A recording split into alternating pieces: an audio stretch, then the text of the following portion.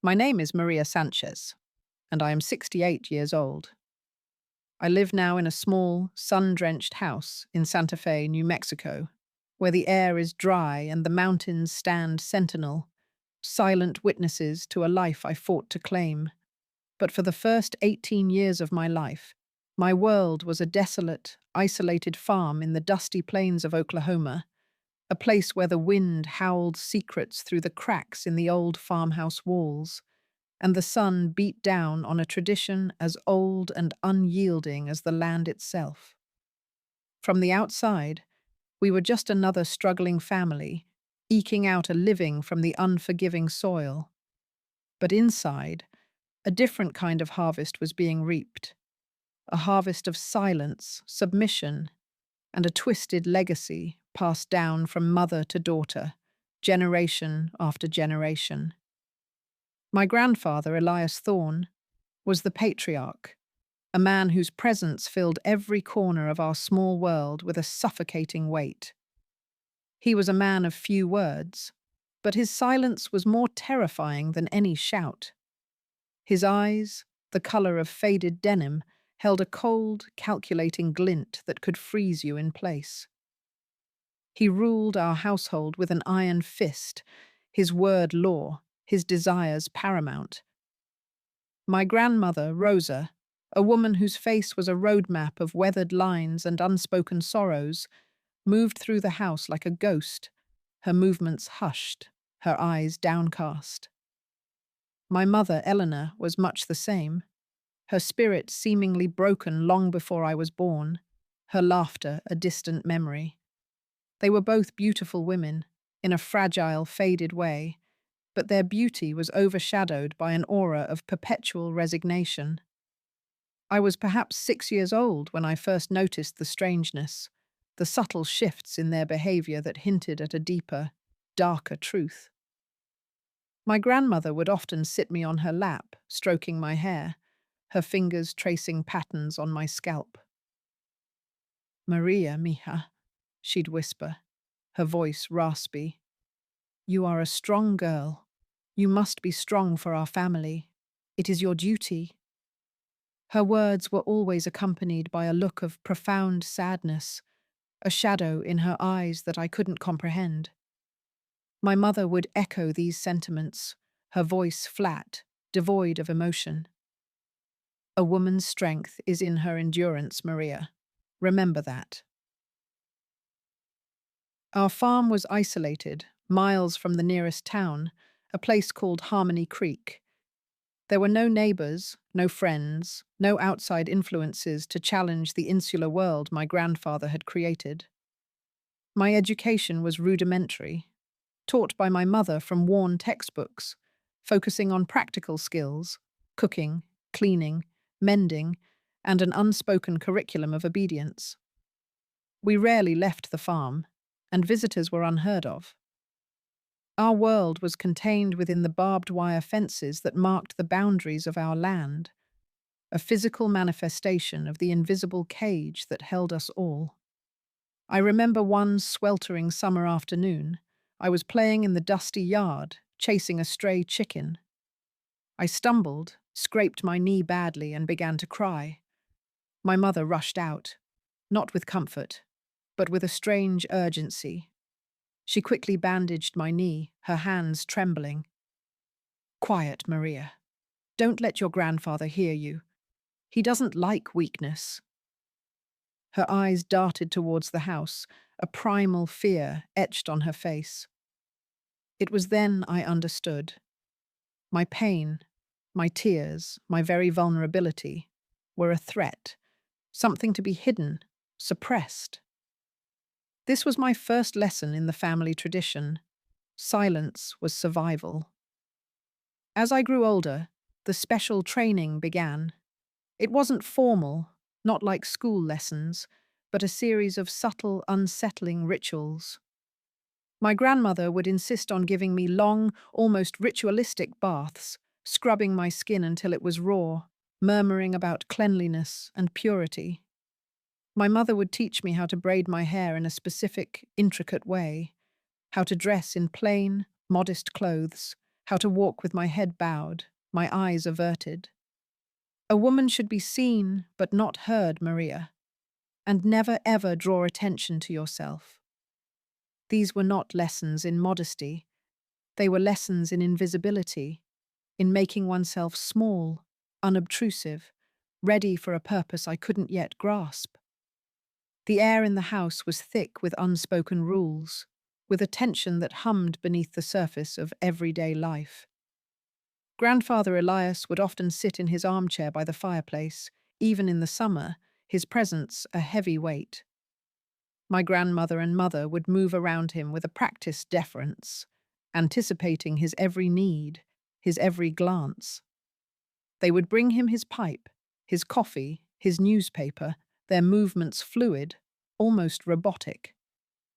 I watched them, fascinated and terrified, sensing a hidden meaning in their subservience, a secret language of fear and duty that I was slowly, inevitably, being initiated into. The golden cage was not just a physical space, it was a state of mind, a prison built brick by invisible brick within a Joan's psyche.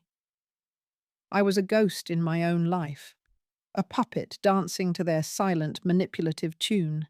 And the worst part was, I truly believed I deserved it. I believed I was inherently flawed, that their criticisms were valid, and that I was lucky to have such discerning parents who only wanted the best for me. This was the true horror of the gaslighting. It made me complicit in my own psychological destruction. As I approached my 12th birthday, the unspoken rules began to solidify into something more tangible, more terrifying. The special training intensified. My grandmother, Rosa, would take me aside, her eyes filled with a peculiar mix of resignation and sternness. Maria, a woman's body is a sacred vessel, she'd say, her voice a low murmur, but it is also a tool. It must be kept clean, pure, and ready for its purpose. She would then proceed with meticulous, almost painful grooming rituals, brushing my hair until my scalp tingled, scrubbing my skin with harsh lye soap, and insisting on long, silent periods of meditation, where I was to empty my mind of all thoughts, all desires. It was a preparation, I realized, not for womanhood, but for something else, something I couldn't yet name but felt in the pit of my stomach. My mother, Elena, though outwardly more subdued, played her part in this chilling education. She taught me to cook grandfather Elias's favorite meals, to anticipate his moods, to understand the subtle cues that indicated his pleasure or displeasure. His comfort is our comfort, Maria, she'd say, her voice flat, devoid of any warmth. A happy man makes a happy home. But the happiness she spoke of was a fragile thing, built on a foundation of fear and absolute subservience. I watched her, a ghost of a woman, moving through her days with a practiced grace that masked a profound emptiness. Her eyes, when they met mine, held a silent plea, a warning I was too young to fully decipher. I started noticing the way my grandfather looked at me, a possessive gleam in his eyes that sent shivers down my spine. It wasn't the look of a loving grandfather, it was the gaze of an owner, an appraiser. He would comment on my growth, my changing figure, his words laced with an unsettling undertone. "Maria's growing into a fine young woman, isn't she, Rosa?" he'd say, his voice a low rumble, and my grandmother would nod, her face impassive. My mother would simply turn away, her shoulders hunched as if trying to disappear. The isolation of the farm became more pronounced, more suffocating. I yearned for connection, for a glimpse of the outside world. I would sneak to the edge of our property, watching the dusty road that led to Harmony Creek, imagining a life beyond the barbed wire. But even these small acts of defiance were met with swift, subtle retribution. A favorite book would disappear. A small trinket I cherished would be broken, or I would find myself assigned extra chores, my movements watched with an unnerving intensity. They didn't need to explicitly forbid. Their control was woven into the very fabric of our existence. One evening, as I was helping my grandmother prepare dinner, I heard a faint, almost imperceptible sound from my grandfather's study, a low moan, followed by a muffled sob. My grandmother's hands, usually steady, trembled as she chopped vegetables. My mother, who was setting the table, froze, her back to me, her body rigid. The air in the kitchen grew heavy, thick with unspoken dread. Then the study door creaked open, and my grandfather emerged, his face impassive, his eyes holding that cold, calculating glint. He walked past us without a word, heading towards the barn. My mother and grandmother exchanged a quick, silent glance, a look of shared, ancient pain. They resumed their tasks, but the silence that followed was different, heavier, filled with a new, terrifying understanding for me. It was the silence of complicity, of a horror too profound to name.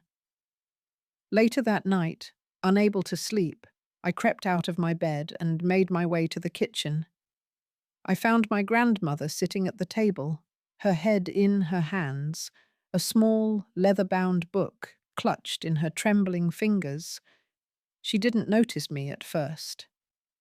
I watched her, a silent observer, as she opened the book, her eyes scanning the faded script. A single tear traced a path down her wrinkled cheek. As she closed the book, I saw the inscription on the cover, barely visible in the dim moonlight. Eleanor, my daughter. It was my mother's name. A cold dread washed over me, a premonition of a truth I was not ready to face. The golden cage was not just a physical space. It was a state of mind, a prison built brick by invisible brick within my own psyche. I was a ghost in my own life, a puppet dancing to their silent, manipulative tune. And the worst part was, I truly believed I deserved it. I believed I was inherently flawed, that their criticisms were valid, and that I was lucky to have such discerning parents who only wanted the best for me. This was the true horror of the gaslighting. It made me complicit in my own psychological destruction. The next morning, the memory of the book, of my mother's name on its cover, gnawed at me. I knew with a chilling certainty that it held the key to the suffocating atmosphere of our home, to the silent suffering of the women in my family. I waited for my grandmother to leave the kitchen. Then, with trembling hands, I searched for it. It wasn't in the usual places. My heart pounded as I finally found it tucked away in a loose floorboard beneath the kitchen sink, a place only someone desperate to hide something would choose. It was a diary, my mother Elena's diary, filled with her youthful, hopeful script, which gradually devolved into a desperate scrawl. I carried it to my room, my hands clammy with a mixture of fear and morbid curiosity. I locked the door, a futile gesture in a house where privacy was a foreign concept, and began to read. The first entries were innocent enough. Typical teenage musings about dreams, about leaving the farm, about a boy she liked in Harmony Creek. But then, the tone shifted. The entries became darker, filled with veiled references to grandfather's lessons, to duty, to the family tradition. My breath hitched in my throat as I read about the special nights, the fear, the pain, the forced silence. She wrote about her mother, my grandmother Rosa, holding her down, whispering, "Endure it, daughter. We all endured it." The words leaped off the page, searing themselves into my mind, a horrifying echo of the preview text. My mother had been a victim, just like me, and my grandmother, the woman who had held me on her lap and spoken of strength and duty, had been complicit. The realization hit me with the force of a physical blow. The tradition wasn't just about obedience.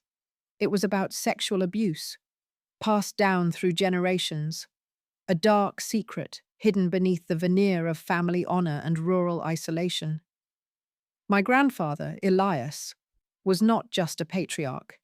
He was a predator, and the women in my family were his prey, conditioned to accept their fate as an unavoidable part of their womanhood.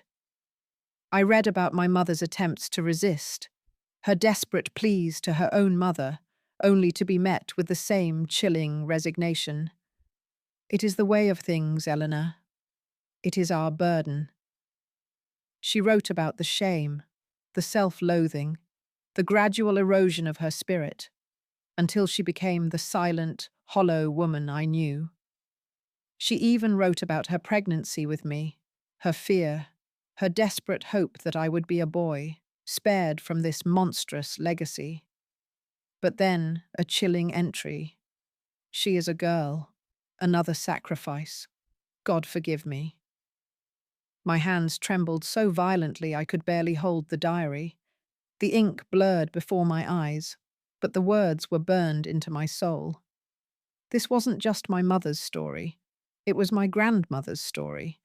And it was now, terrifyingly, my story.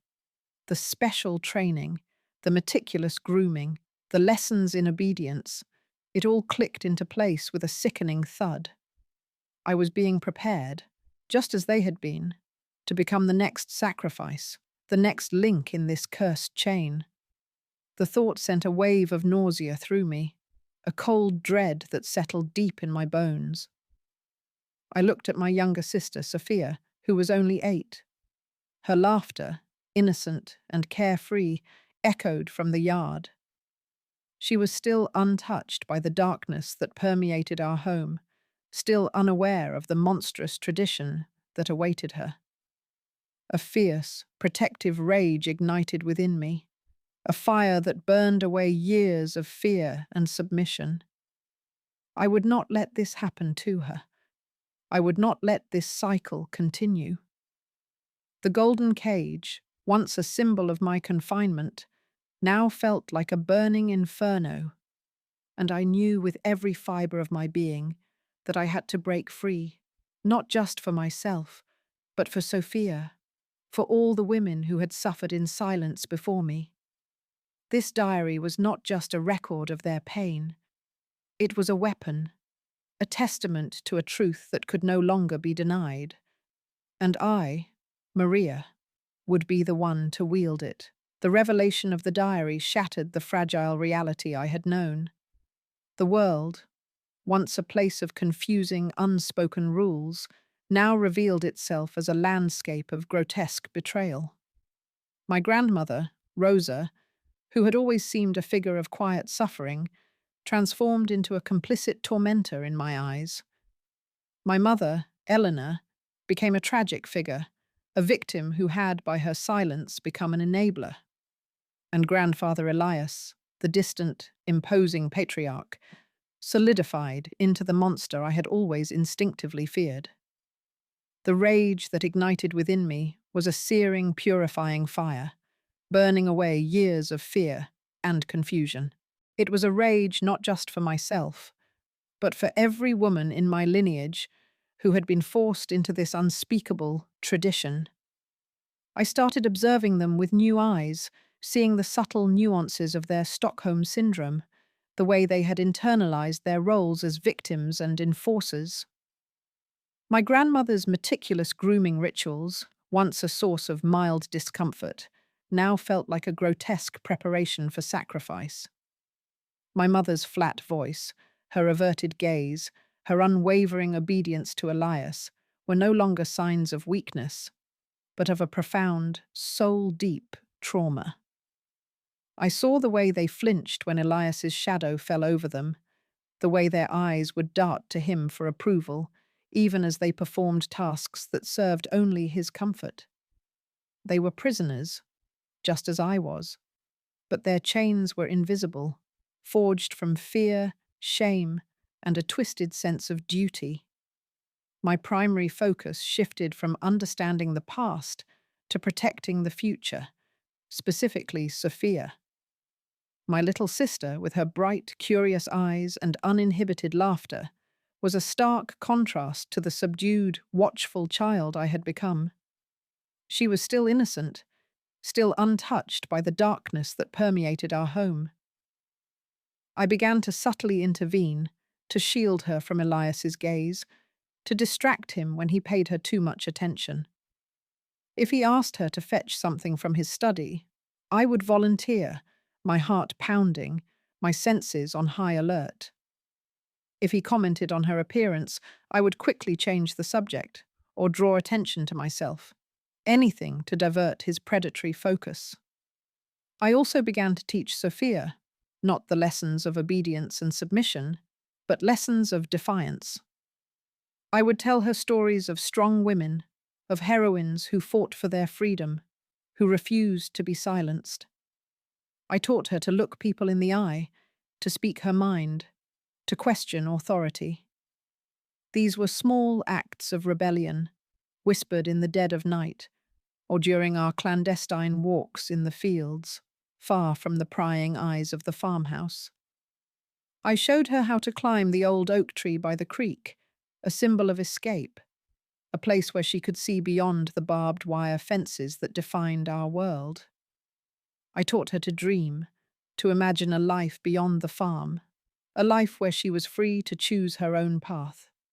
The diary became my secret companion, my guide, and my constant reminder of the stakes. I reread it countless times, searching for clues, for any hint of how my mother or grandmother might have resisted, or why they ultimately succumbed. I found fragmented entries about fleeting moments of hope, about distant relatives they had once known, about a world beyond the farm that seemed impossibly far away. It was a painful read, but it also fueled my resolve. I would not become another entry in this book of sorrows. I would break the chain. My defiance, though subtle, did not go unnoticed. My grandmother's eyes, once filled with a resigned sadness, now held a flicker of something else when she looked at me, a mixture of fear and a strange, almost imperceptible pride. My mother, too, would sometimes linger, her gaze lingering on me, a silent question in her eyes. I wondered if they saw in me the girl they once were, the girl who had dared to dream of a different life before the tradition had crushed their spirits. I knew I couldn't trust them to help me directly. Their conditioning was too deep, their fear too ingrained. But I hoped desperately that my actions might plant a seed of rebellion in their own hearts, a spark that might one day ignite their own desire for freedom. The tension in the house grew palpable. Elias, with his animalistic instincts, sensed a shift, a subtle resistance in the air. His cold glances lingered on me longer, his questions became more pointed. "Maria, you spend too much time with your sister. A young woman needs to learn her duties." His words were a veiled threat, a reminder of the fate that awaited me. I knew my time was running out. The tradition was not a distant threat. It was a looming shadow, growing larger with each passing day. I had to act, and soon. The golden cage was not just a physical space. It was a state of mind, a prison built brick by invisible brick within my own psyche. I was a ghost in my own life, a puppet dancing to their silent, manipulative tune. And the worst part was, I truly believed I deserved it. I believed I was inherently flawed, that their criticisms were valid, and that I was lucky to have such discerning parents who only wanted the best for me. This was the true horror of the gaslighting. It made me complicit in my own psychological destruction. The tension in the farmhouse became a living entity, a suffocating presence that clung to every shadow. Elias's gaze, once merely unsettling, now felt like a physical weight, a constant reminder of the impending initiation. I was 17, and the whispers about my readiness, about coming of age, grew louder, more insistent. My grandmother, Rosa, would eye me with a mixture of dread and expectation, her hands fluttering nervously as she prepared Elias's evening tea. My mother, Eleanor, avoided my gaze entirely, her silence a heavy cloak of complicity. My escape plan began to take shape in the stolen moments of the night, under the thin blanket of moonlight filtering through my window. I meticulously reread Elena's diary, searching for any weakness in Elias's routine, any forgotten detail that could be exploited. I learned that he had a habit of visiting the old, dilapidated shed at the far end of the property every Tuesday evening, a ritual he never deviated from. It was a small window of opportunity, but it was all I had. My first challenge was communication. The farm had no telephone, no connection to the outside world.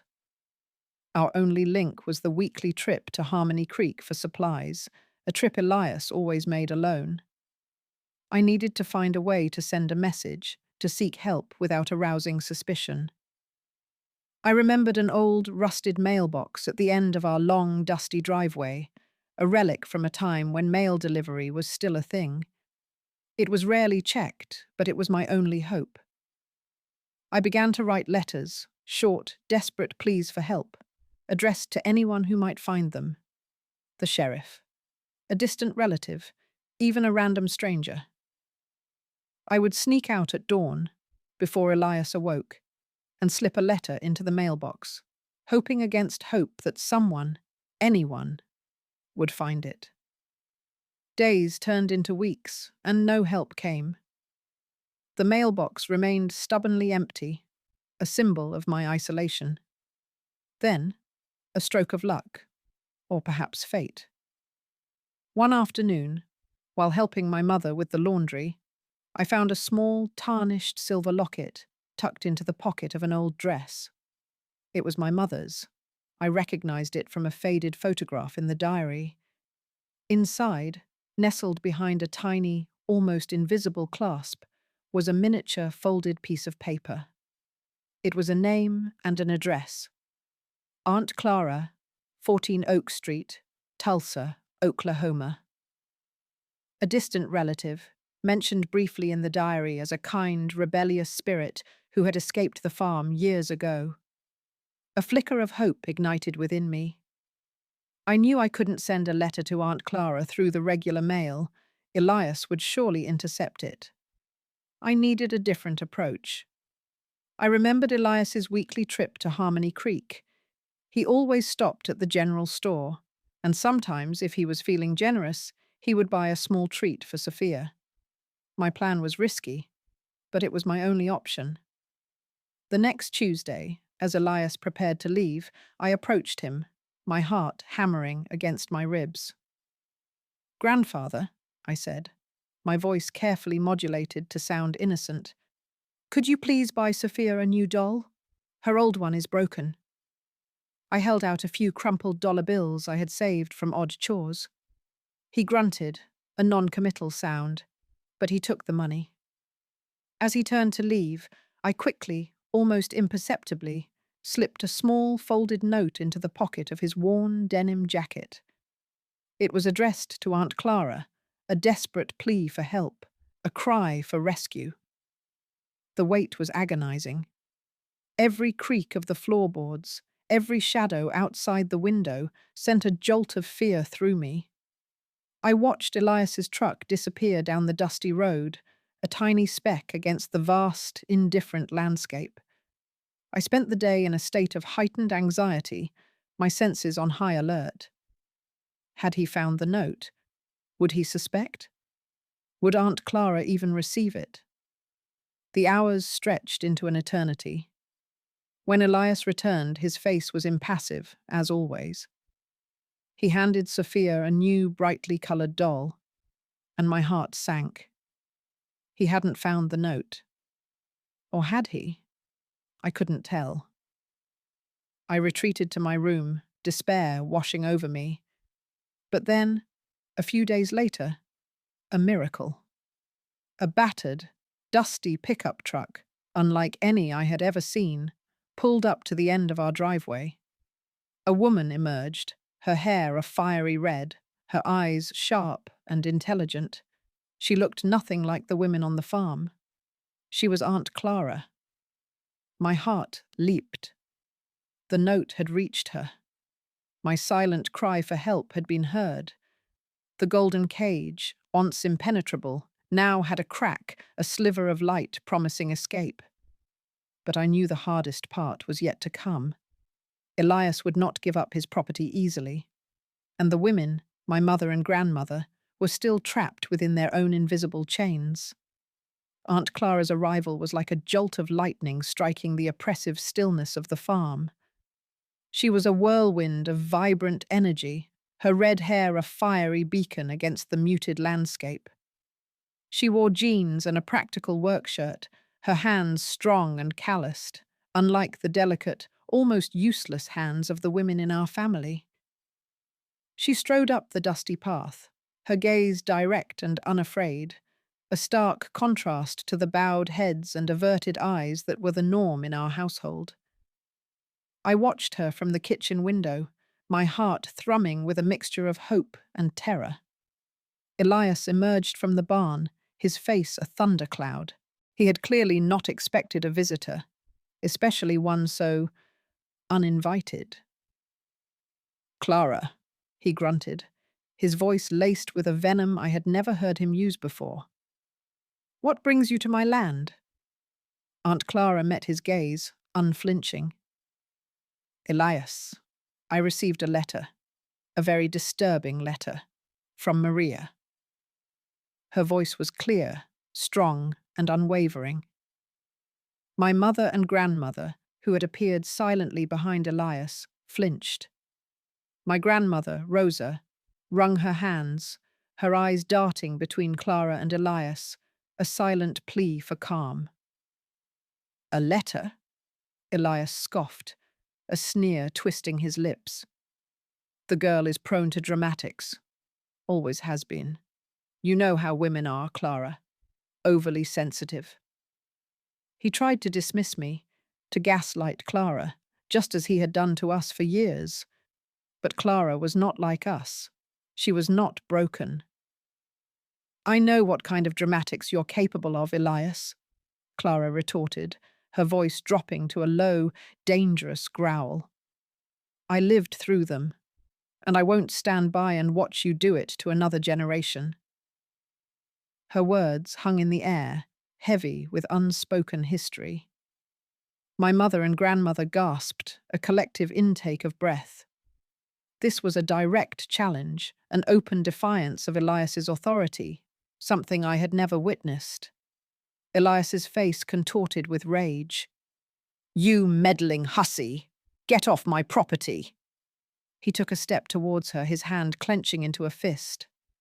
My grandmother let out a small whimper, and my mother instinctively reached out to pull me back, as if to shield me from the impending storm. But Clara stood her ground.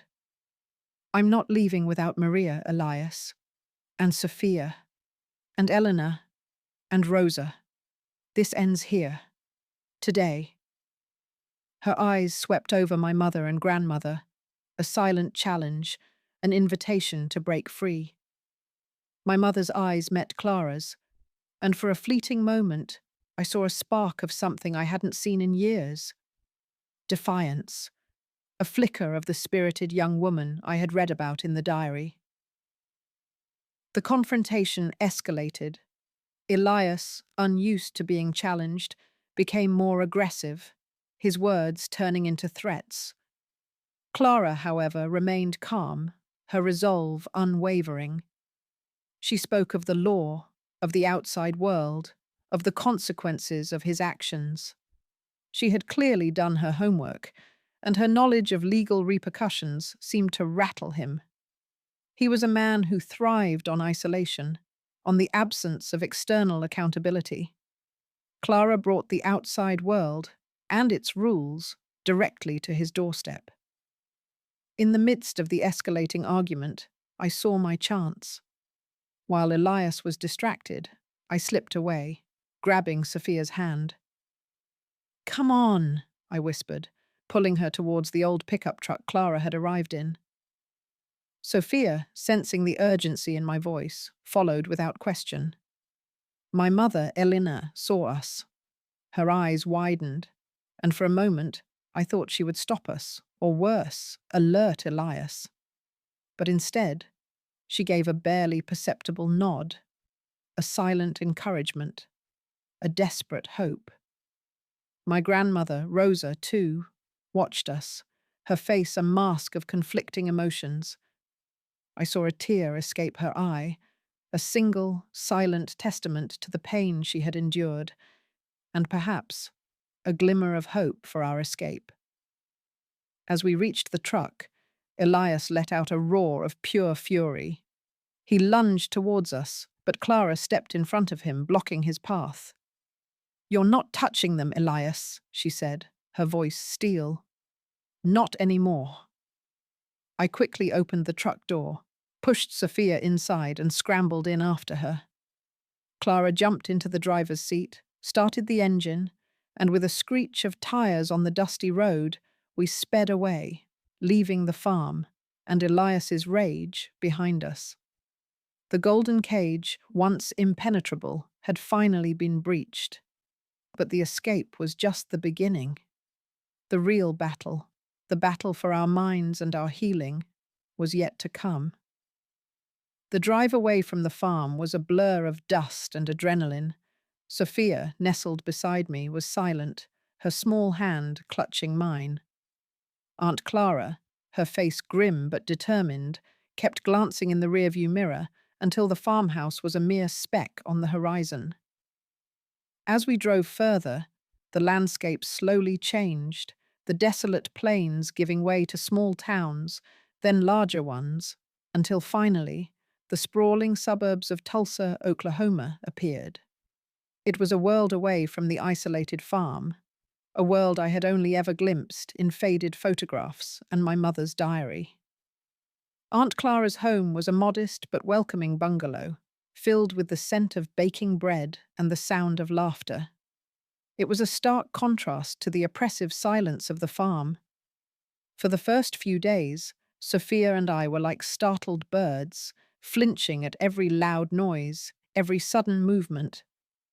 We ate sparingly, spoke in whispers, and constantly looked over our shoulders, half expecting Elias to appear and drag us back. Clara, with infinite patience, understood. She didn't push us, didn't demand explanations. She simply offered a safe haven, a space where we could begin to breathe again. She enrolled Sophia and me in a local school. For Sophia, it was a terrifying but ultimately liberating experience. She quickly made friends, her natural exuberance slowly returning. For me, it was more challenging. I was years behind my peers academically and socially. I felt like an alien. My mind, conditioned by years of gaslighting and manipulation, struggled to trust what I saw and heard. Every kind word felt like a trap, every friendly gesture a prelude to betrayal. I struggled with nightmares, reliving the horrors of the farm, the silent complicity of my mother and grandmother, the chilling gaze of Elias. Clara, however, was unwavering in her support. She found a local therapist, Dr. Evelyn Reed, who specialized in trauma. My sessions with Dr. Reed were long and arduous, a painful excavation of years of buried pain. I spoke of the tradition, of the diary, of the silent suffering of the women in my family. Dr. Reed listened patiently, her eyes filled with compassion. She helped me understand the complex dynamics of generational trauma, the Stockholm syndrome that had ensnared my mother and grandmother, and the insidious nature of Elias's control. She taught me about boundaries, about reclaiming my own narrative, and about the importance of self-compassion. One of the hardest parts of my healing journey was grappling with my feelings towards my mother and grandmother. The diary had revealed their suffering, their own victimhood, but it also exposed their complicity. How could they have allowed this to happen?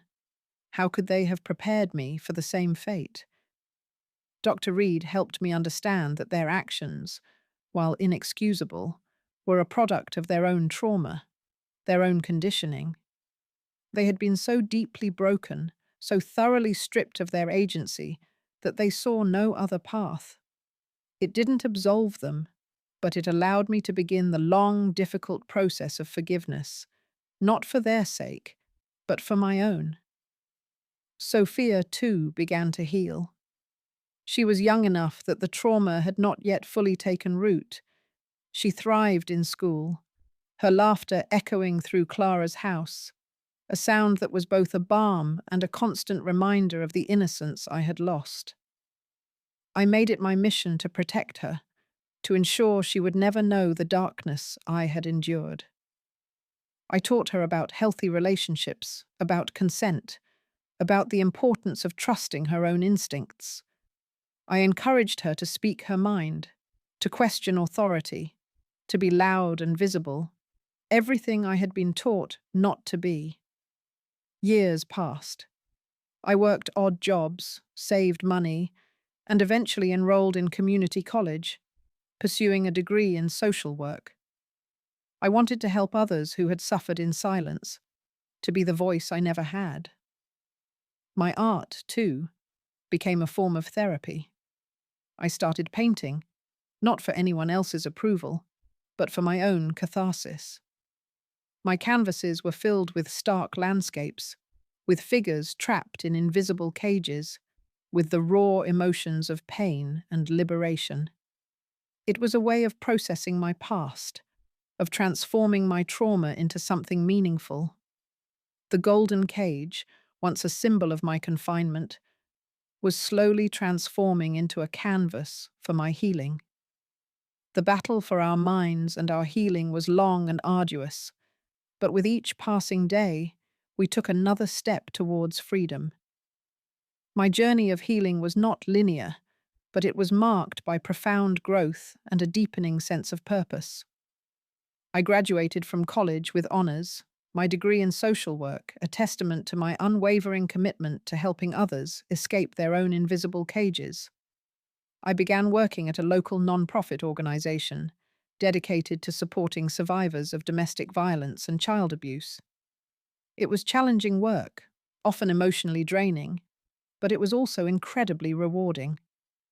I found a profound sense of meaning in being able to offer the support and understanding I had so desperately craved as a child. My own experiences, once a source of shame, became a powerful tool for empathy and connection.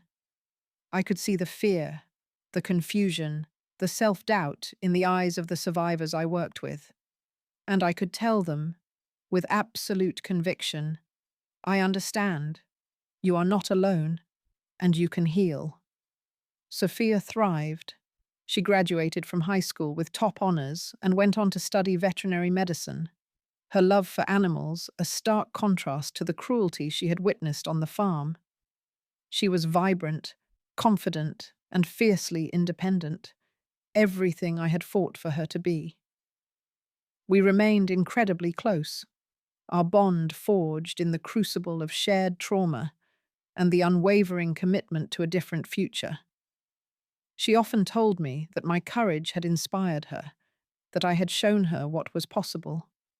And in her strength, I saw the tangible proof that the cycle could be broken, that the seeds of defiance I had planted years ago had blossomed into a beautiful, resilient spirit. Aunt Clara remained a steadfast presence in our lives, a true matriarch who had stepped in when our own blood family had failed us. She was our anchor, our confidant, and our constant reminder that family is not always defined by blood, but by love, loyalty, and unwavering support. We spent holidays together, celebrated milestones, and shared countless stories, both painful and joyful. Her home, once a temporary refuge, became our true home, a place of unconditional love and acceptance. I never saw Elias again. He died a few years after our escape, alone on the farm, his legacy one of bitterness and isolation. My mother and grandmother, Eleanor and Rosa, remained on the farm, trapped in their own silent prison. I sent them letters, occasionally, filled with updates about Sophia and me, about the life we were building, about the hope we had found. I never received a reply. I understood. Their conditioning was too deep, their fear too ingrained. They had chosen their cage, and while it pained me, I had to accept it. My healing was not dependent on their change, but on my own liberation. Now, at 68, I look back on my life not with bitterness, but with a profound sense of gratitude. Gratitude for the strength I found within myself, for the kindness of strangers who became family, and for the freedom I fought so hard to claim. The farm, once a place of terror, has faded into a distant memory, replaced by the vibrant colors of Santa Fe, the laughter of my chosen family, and the quiet satisfaction of a life lived with purpose. The scars remain, a permanent reminder of where I've been, but they are no longer wounds.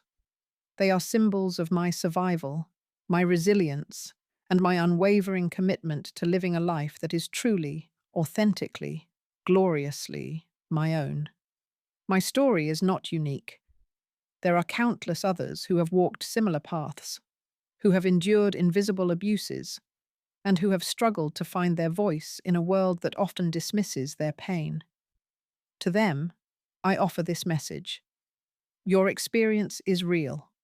Your feelings are valid. You are not alone. Seek help, build your support system, and trust your inner wisdom. The path to healing may be long, but it is worth every step. The freedom that awaits you on the other side is a freedom of the soul, a liberation that transcends any physical boundary.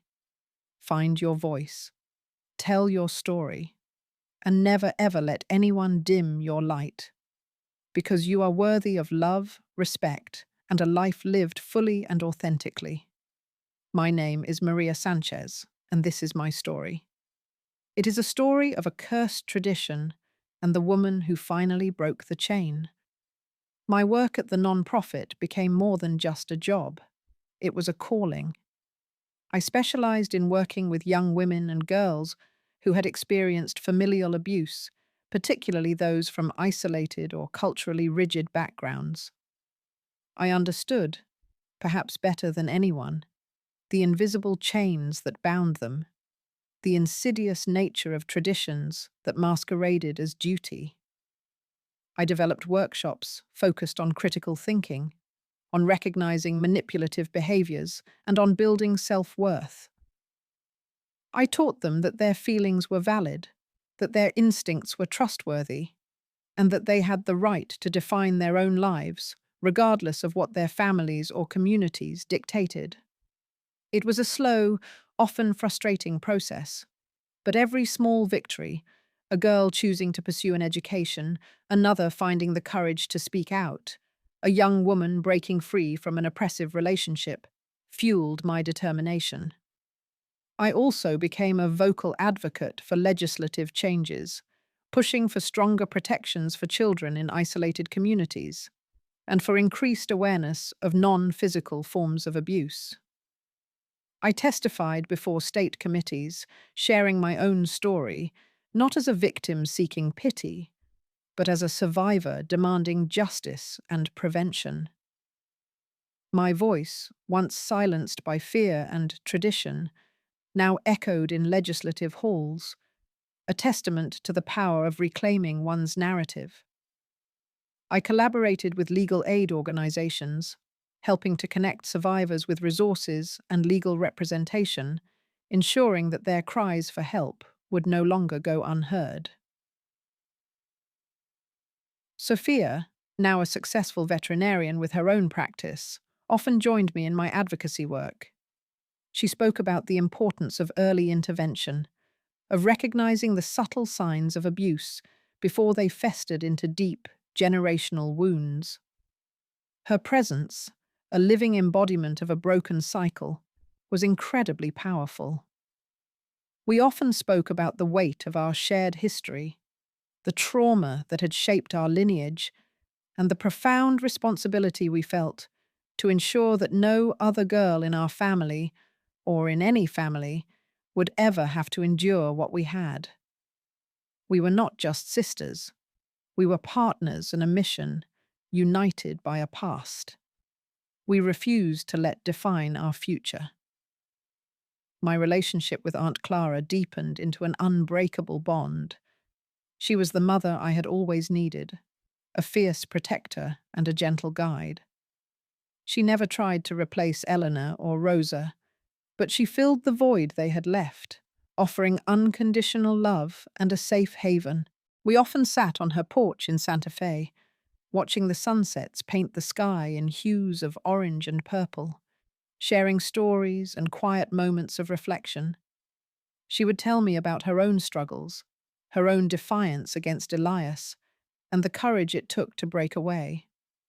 Her stories were a source of immense strength and validation, reminding me that I was part of a lineage of strong women, not just victims, but survivors.